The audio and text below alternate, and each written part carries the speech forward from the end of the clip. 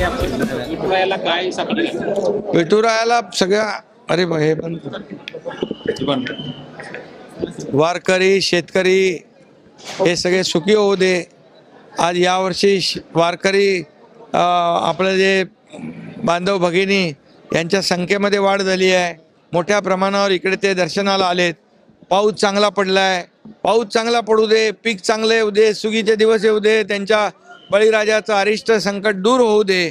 आणि या राज्यातल्या प्रत्येक घटकाला, मग शेतकरी आहेत, कष्टकरी आहेत, कामगार आहेत, वारकरी आहेत, महिला भगिनी आहेत, युवक आहेत, ज्येष्ठ आहेत, या सगळ्यांच्या आयुष्यामध्ये चांगले दिवस पांडुरंगाच्या आशीर्वादाने येऊ दे, हीच मागणी आहे, हेच साकडं आहे। विठुरायाच्या भाविकांना देखील तिरुपती बालाजीच्या धर्तीवर इकडे दर्शन मंडप आणि टोकन दर्शन हे देखील आपण घेतोय। त्याला 103 कोटी रुपये शासनाच्या माध्यमातून देण्याचा निर्णय देखील आपण घेतलेला आहे।